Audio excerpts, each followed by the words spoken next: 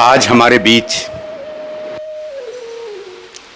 हम जिनके साथ आज बातचीत कर रहे हैं बहुत ही अनौपचारिक रूप से बात कर रहे हैं। वो हमारे वरिष्ठ साथी थे, लेकिन कभी ऐसा महसूस नहीं होती कि वो हम लोगों से वरिष्ठ हैं। हम लोगों को बहुत तहे दिल से समय समय पर जब भी कुछ लगता था वो सहयोग करते थे आंदोलन के लिए, तमाम बातों के लिए, पढ़ने लिखने और तमाम बातों के लिए सहयोग करते थे। आज हम blue and red news India में उन्हीं से इस दलित पैंथर के 50 वर्ष पूरे हुए हैं और इस 50 वर्ष में दलित पैंथर का मुखड़ा क्या है, इस पर हम लोग बातचीत करेंगे। साथ ही ये भी महत्वपूर्ण बात है कि हम ऐसे माहौल में बात कर रहे हैं जहां पर एक दिन कल ही मध्य प्रदेश में एक आदिवासी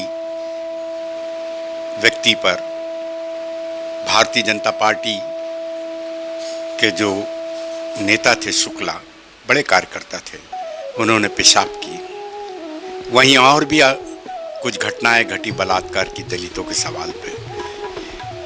आज से 50 साल पहले दलित पैंथर जिस सवालों को लेके खड़ा हुआ और उसकी मुख्य जो बातें थी केंद्र में, वो इसी मसले पे थी कि मराठवाड़ा में गांव जलाए जा रहे हैं, विदर्भ के आसोली में गोपाल रेड़ गांव करके आंख फोड़कर फांसी पर झाड़ पर लटका दिया जा रहा है, या कहीं से गांव में पानी पीने नहीं दिया जा रहा है। शहर के अंदर में जो स्लैंग चलते थे, क्या धेड़िया जैसा खाना खाता है, धेड़िया जैसे रंग पहनता है, ये सब स्लैंग भाषा भी थी।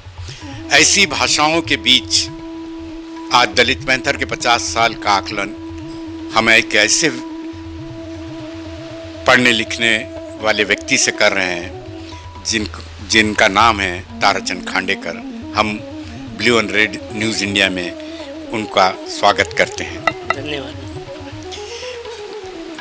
मैं खांडेकर नाम नहीं लूँगा, भाऊ से संबोधित करूँगा। एक अनौपचारिक भाषा है और मेरे संबंध भाऊ के ही जैसे रहे हैं पहले से, कभी हम नाम नहीं लेते हैं। ये मजबूरी थी कि उनका नाम हमको Tarachand Khandekar blue and red news India के लिए लेना पड़ा। और इस उपक्रम को हम लोग जो साध रहे हैं उसमें मेरे सहयोगी राजेश मेश्राम भी है, जो हमारे साथी यहाँ मौजूद हैं। सब में पहला सवाल तो बहुत औपचारिक रूप से है कि दलित पैंथर का जो 50 साल हुए हैं उसको आप कैसे देखते हैं? देखिए, मैं तो हमेशा नई पीढ़ी के जो भी कुछ लोग आते हैं उनका हमेशा स्वागत करता रहा हूँ और इसी मायने में मैंने दलित पैंथर का भी स्वागत किया। उसमें मुझको एक हर्ष है कि नागपुर में जब दलित पैंथर की स्थापना हुई और उसके कार्यालय का उद्घाटन हुआ तो उद्घाटन मेरे हाथों हुआ था। हाँ, और उसमें सुरेश भट्ट जो कि महाराष्ट्र के बहुत ही जाने माने गज़लकार हैं, जिन्होंने मराठी गज़ल को जन्म दिया, ऐसे सुरेश भट्ट जी, वो उनकी अध्यक्षता में मेरे हाथों उसका उद्घाटन हुआ था। अंबेडकर रोड पर उस कार्यालय की नींव रखी गई थी। बबन लवात्रे जो उस वक्त यहाँ के दलित पैंथर्स के निर्माताओं में से एक थे, वो मेरे बहुत ही करीबी दोस्त थे। और हम लोग मैं उस वक्त रिपब्लिकन स्टूडेंट्स फेडरेशन का पहले सेक्रेटरी और उसके बाद अध्यक्ष रहने के कारण तमाम विद्यार्थी और जो युवक थे उनसे मेरा बहुत ही अच्छे संबंध थे और इस सिलसिले में हम अनेक आंदोलनों में एक साथ रहे और उसका ही नतीजा ये था कि दलित पैंथर के कार्यालय का उद्घाटन मेरे हाथों हुआ था। दलित पैंथर की स्थापना के पीछे की भी भूमिका पे रोशनी डाली। अब यहाँ एक मेरा अपना एक दलित पैंथर के प्रति अपना एक आकलन है, क्योंकि दलित पैंथर के स्थापना के वक्त हम लोग यहाँ रिपब्लिकन स्टूडेंट फेडरेशन और उसकी मातहत रिपब्लिकन युवक आघाड़ी और समता सैनिक दल, इन प्रकार की बाबा साहब अम्बेडकर ने निर्माण की हुई ऑर्गेनाइजेशंस को चला रहे थे। और हमारा पूरा विश्वास था कि जैसे अब यहाँ जो भी अन्य अत्याचार हुआ करते थे उसमें हम विद्यार्थी और युवक मिलके उन अन्य अत्याचारों के खिलाफ हमेशा काम करते रहे। और उस वक्त खासकर मुंबई में दलित पैंथर का जन्म हुआ। अब लोग ये बताते हैं कि दलित पैंथर का जन्म इसलिए हुआ कि बाबा साहब के महापरिनिर्वाण के बाद दलित आंदोलन में या बाबा साहब के आंदोलन में किसी प्रकार का एक रुकाव आ गया था। उनके जो नेता थे वो अपने आप को बेच दिए थे और इस कारण जो युवक वर्ग था बाबा साहब अम्बेडकर के समाज का, बाबा साहब अम्बेडकर को मानने वाला, उनमें एक विद्रोह की भावना जागृत हुई और इस विद्रोह की भावना के कारण उन्होंने दलित पैंथर का निर्माण किया। हालांकि उस वक्त जैसे हम इसके साथ साथ लिटरेरी मूवमेंट भी चला रहे थे। हमारा अपना एक आकलन था कि बाबा साहब जब इंग्लैंड और अमेरिका में पढ़ाई करने गए थे तो उस वक्त बाबा साहब केवल पढ़ाई नहीं करते थे, पढ़ाई तो करते ही थे, 24 में से 18 घंटे वो हमेशा पढ़ाई करते ही रहे। लेकिन साथ साथ जब भी उनको समय मिलता था तब वहाँ की झुग्गी झुपड़ियों में वो हमेशा जाया करते थे। मैं आपको बता दूं कि जब वो कोलंबिया यूनिवर्सिटी में पढ़ रहे थे तब वहाँ की ब्लैक मूवमेंट की जो आंदोलन चल रहा था उसमें उनका भला ही सक्रिय सहभाग नहीं भी रहा हो, लेकिन उस आंदोलन को उन्होंने हमेशा परखा, देखा और उनका अपना एक आकलन भी हुआ। मैं आपको बता दूं कि दलित ये ब्लैक पैंथर की जो मूवमेंट चल रही थी उसी वक्त वहाँ के जो निग्रो लोग थे जैसे कि बुकर टी वॉशिंगटन वगैरह, उन्होंने उसी वक्त कुछ क्रिएटिव बातें करने के लिए वहाँ की एक शिक्षण आंदोलन को भी चलाया। तो बाबा साहब ने बुकर टी वॉशिंगटन से प्रेरणा लेकर यहाँ भारत में जैसे सिद्धार्थ कॉलेज और मिलिंद महाविद्यालय की स्थापना की। उनका एक आकलन था कि विद्यार्थी युवक भी होता है और उनको सही दिशा दी गई तो सशक्त आंदोलन के लिए सही माने में एक सक्सेसफुल ऑर्गेनाइजेशन करके सामने आ सकती है। तो बाबा साहब ने मकसद रख के इन सारी बातों को रखा और उसके मातहत ही उन्होंने समता सैनिक दल की जो उनकी पहले से स्थापना थी उस समता सैनिक दल को उस प्रकार का दिशा निर्देशन भी दिया था। आपसे एक प्रश्न है कि दलित शायद भारत के आंदोलन में, आज़ादी आंदोलन से लेके तमाम जो आंदोलन हुए हैं इस देश में, वो आंदोलन जयप्रकाश नारायण का हो या नक्सलवादी आंदोलन हो, ये तमाम आंदोलन जो हुए हैं उस आंदोलन में साहित्य की भूमिका बाद में आई। आंदोलन पहले हुआ, लेकिन दलित साहित्य एक ऐसा आंदोलन था जहाँ दोनों परस्पर एक दूसरे से गुथ कर साथ में ही चलते नजर आ रहे थे। कौन पहले था बाद में था, इसके ऊपर में कैसे सोचते हैं? मैं आपको ये यहाँ बहुत ही अच्छे ढंग से बता दूँ कि उधर महाराष्ट्र के जो मुंबई या पूना या पश्चिम महाराष्ट्र के जो दलित पैंथर के लोग थे वे स्वयं एक कवि कथाकार भी थे, लिखने वाले भी थे, विचार करने वाले भी थे। तो आंदोलन के साथ साथ इनका ये साहित्य भी सामने आ रहा था। लेकिन यही एक बात नहीं, दलित साहित्य की निर्माण प्रक्रिया 1960 में शुरू हुई ऐसा एक समझ है। लेकिन मेरा अपना एक आकलन है कि हम लोग उसके पहले भी उसी प्रकार का विद्रोही जो लिटरेचर हम कह सकते उसको लिखा करते थे। और जो बाबा साहब के पत्र थे जैसे प्रबुद्ध भारत या धर्मयान मैगजीन, उसमें उस प्रकार की सब बातें हम लिखा भी करते थे। तो दलित पैंथर के कारण दलित साहित्य की निर्मित हुई वगैरह एक अपना एक आकलन, मेरा अपना ख्याल है कि वो 100% करेक्ट नहीं है।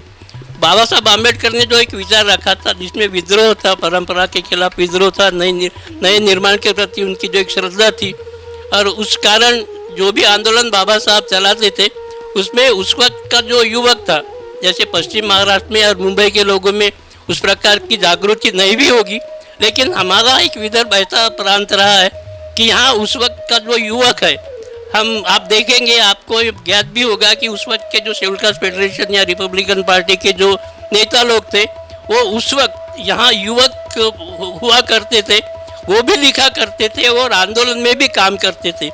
जैसे कि बैरिस्टर राधाभाऊ खोब्रागड़े स्वयं जब वो विद्यार्थी थे तो विद्यार्थी आंदोलन में भी रहा करते थे और साथ साथ शेड्यूल कास्ट फेडरेशन के प्रदेश के सेक्रेटरी भी थे। नाहा कुंभारे जो खासदार रह चुके हैं, वो भी उनका भी अपना एक लिटरेरी आकलन था। वो भी कविताएं करते थे। सखाराम मेश्राम जो यहाँ के मेयर रहे और रिपब्लिकन पार्टी के बहुत ही अच्छे नेता रहे, उनका भी अपना एक लिटरेरी परफॉर्मेंस रहा है उस वक्त। यानी कहने का मतलब है कि दलित पैंथर के आंदोलन के पहले विदर्भ में इस प्रकार की सब धारणाएं पहले से ही चलती आ रही थी। आपको यह भी बता दूं कि बाबा साहब का जब आंदोलन चल रहा था, तब नागपुर के इंदौरा में आम्बेडकर साहित्य सभा नाम की एक संस्था थी। और उस वक्त ये बहुत पहले की, माने 1940 के दरमियान की बात थी। और उसके साथ साथ यहाँ एक साहित्य दत्ता मंडल भी था, जो हमने उसका पुनरुज्जीवन किया था। गंगाधर पानतावनी थे, मैं था, डॉक्टर रत्नाकर गणवीर थे। तो हम लोगों ने एक ऐसा ग्रुप फॉर्म किया था जो साहित्य चर्चा मंडल के नाम से चल रहा था। और उसमें ये सब विद्रोह की बातें चल रही थी। हम लोग उस वक्त लिखा भी करते थे। मेरी अपनी कुछ कविताएं या मेरी कुछ कहानियाँ उस वक्त प्रबुद्ध भारत या धर्मयान, ये जो मैगजीन थी बाबा साहब ने शुरू की, इन पत्रिकाओं में हमारी कविताएं या हमारी रचनाएं वहाँ प्रकाशित हो रही थी। इस वक्त यहाँ पैंथर नाम का जो एक आंदोलन था वो तो बहुत बाद में आया। और दलित पैंथर के साथ साथ जो दलित साहित्य आया, उसकी पूर्व पीठिका हमने विदर्भ में पहले ही निर्माण कर रखी थी। हालांकि ये सब बातें दलित पैंथर की स्टडी करने वाले जो अभ्यासक है या लेखक है, इन सारी लोगों को यहाँ के विदर्भ के आंदोलन के बारे में वो जानकारी न होने के कारण दलित पैंथर की निर्मित और बाबा साहब के आंदोलन के बारे में कुछ इस प्रकार की गलतफहमियाँ सामने आती है जो अनैतिहासिक है और बाबा साहब के आंदोलन को सही माने में विश्लेषित नहीं करती। जिससे ये भी मुझे जानकारी है कि आप जब छोटे थे तो बाबा साहब के साथ भी आपको संपर्क में रहने का मौका मिला, और उसी क्रम में आप जो धम्म परिवर्तन हुआ दीक्षा भूमि में, उस समय भी थे। उस पे कुछ झलकियाँ आपके जहन में हैं अभी? हाँ, जरूर है। मैं एक भंडारा जिले के एक देहात से आया हुआ लड़का हूँ। और हमारा गांव जैसे भंडारा रेलवे स्टेशन, भंडारा रोड रेलवे स्टेशन कहा जाता है, वहाँ मैं रह रहा था। और मेरे गांव में उस वक्त केवल 6th क्लास तक ही पढ़ाई की सुविधा थी और मैं 7वीं क्लास में पढ़ रहा था। एक देहात से मैं आया हुआ था और उस वक्त मैं भंडारा के मनरो हाई स्कूल में, अभी जो लाल बहादुर शास्त्री कनिष्ठ महाविद्यालय करके प्रचलित है, उस वक्त तो मनरो हाई स्कूल था। उस मनरो हाई स्कूल का मैं स्टूडेंट था 9वीं से लेकर। और मेरे स्कूल के बाजू में 1954 की बात है वो, उस वक्त बाबा साहब अम्बेडकर भंडारा के पार्लियामेंट्री इलेक्शन के लिए जो वहाँ बाई इलेक्शन हुआ था, तो उस बाई इलेक्शन के लिए बाबा साहब अम्बेडकर एक उम्मीदवार थे और उनका मेन ऑफिस मेरे स्कूल के बगल में ही था। और हम लोग जिस गांव में रहते थे उस गांव में उस वक्त के गांधी प्रणीत हरिजन लोग बहुत ज़्यादा संख्या में थे। तो बाबा साहब के प्रति उस वक्त एक घृणा का एक वातावरण निर्माण करने की कोशिश कर रहे थे। और उस वक्त हम बाबा साहब की जयंती मनाना, ये सब बातें वहाँ उनके विरोध के बावजूद भी कर रहे थे। तो 1954 में जब बाबा साहब इलेक्शन के लिए आए वहाँ, तो इलेक्शन के ऑफिस से हमारे गांव में जो भी बाबा साहब अम्बेडकर के इलेक्शन का जो प्रचार वगैरह साहित्य था, जैसे बैजेस या हैंडबिल्स या इस प्रकार की सब बातें थी, वो गांव में लाना मेरी जिम्मेदारी थी। तो इस कारण उस ऑफिस में मेरा आना जाना था। वो उसके बाद की बात है, ये 1954 की बात बता रहा आपको। तो हुआ क्या कि बाबा साहब अम्बेडकर गोंदिया जा रहे थे भंडारा से। उस वक्त हमको बहुत सारी बातें समझ में नहीं आती थी। मैं 9वीं क्लास में पढ़ता था उस वक्त। लेकिन मुझको याद है कि जैसे उस वक्त के भंडारा के कुछ अपोजिशन पार्टी के लोग, जैसे समाजवादी, प्रजा समाजवादी, उस वक्त तो प्रजा समाजवादी पार्टी थी, या वहाँ के जो पुरोगामी लोग थे, वहाँ के जैसे जनसंघ के कुछ लोग थे, निनावे या दलाल साहब या दुबे जी, ये सब लोग बाबा साहब अम्बेडकर के लिए काम करते। और मुझको याद है कि बाबा साहब अम्बेडकर के लिए काम करने के लिए उस वक्त एक जाने माने कम्युनिस्ट लीडर भाई A.B. बर्धन, वो भी आना चाहते थे।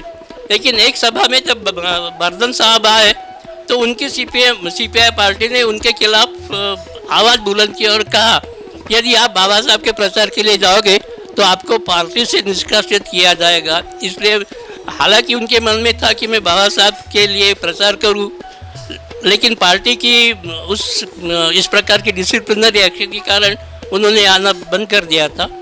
तो ये सब माहौल में बाबा साहब आम्बेडकर भंडारा से गोंदिया जाने वाले थे, बाय रूट बाय रोड जाना चाहते। तो उनको ये कहा गया कि यदि वो भंडारा से गोंदिया बाय रूट जाएंगे तो उनके हेल्थ के लिए वो अच्छा नहीं रहेगा, इसलिए उन्होंने अपना निर्णय बदला कर वो हमारे गांव से भंडारा रोड रेलवे स्टेशन से गोंदिया जाने का उन्होंने एक आकस्मिक प्लान बनाया। हम लोगों को उस वक्त early in the morning train वहाँ 9 बजे आती थी, तो हमको अर्ली इन द मॉर्निंग खबर मिली कि बाबा साहब हमारे गांव में आ रहे, वहाँ से गोंदिया जा रहे। तो हमने आजू बाजू के देहातों में उस वक्त लोगों को भेजकर कहा कि बाबा साहब स्टेशन पर आ रहे, यदि आपको बाबा साहब का दर्शन करना है तो पाइए। तो एक 15-20 मिनट के अंतराल में वहाँ सैकड़ों लोग इकट्ठा हुए। बाबा साहब जब वहाँ पधारे तो हमने रेलवे स्टेशन पर उनका स्वागत किया, उनको एक आर्म चेयर पर बिठाए और मैं दरवाजे पर खड़ा रहा। बाबा साहब के दर्शन करने लोग आ रहे थे। तो माई साहब बाबा साहब को बोले, एक हमारे दोस्त की ग्रैंड मदर वो बाबा साहब के सामने आए और झुक गए, साष्टांग दंडवत जिसको बोलते हैं मराठी में। वो साष्टांग दंडवत उसने किया, तो मेरे दोस्त के ग्रैंड मदर ने। तो बाबा साहब के पास एक स्टिक थी, तो बाबा साहब ने वो स्टिक उठाई और बाई की तरफ उन्होंने इशारा किया, तू हे करणं मला अजिबात मान्य नहीं। तो बाबा साहब को माई साहब ने बोली कि वो बड़ी श्रद्धा से यदि आपको दंडवत कर रही है तो आपको इस प्रकार गुस्सा नहीं करना चाहिए। तो बाबा साहब बाई साहब को बोले, तुला काय समजते माझ्या जनतेच्या भावना आणि माझ्या जनतेच्या प्रती असलेल्या माझ्या अंतःकरणाच्या भावना तुला काय करणार आहेत? मला कदापि हे मान्य नहीं कि माझ्या लोकांनी माझ्या पाया पडावं। ये कहने का मतलब ये है कि मुझको किसी प्रकार आज तो पैर पड़ने वाला ही बना दे रहे हैं बाबा। हाँ, तो बाबा साहब के मन की वो जो बात थी मेरे जीवन में हमेशा मैं उसको याद करता रहा। नमस्कार दोस्तों, हमारे news channel blue and red news India को लाइक कीजिए, शेयर कीजिए, अनसब्सक्राइब कीजिए। हम मिलेंगे फिर, धन्यवाद।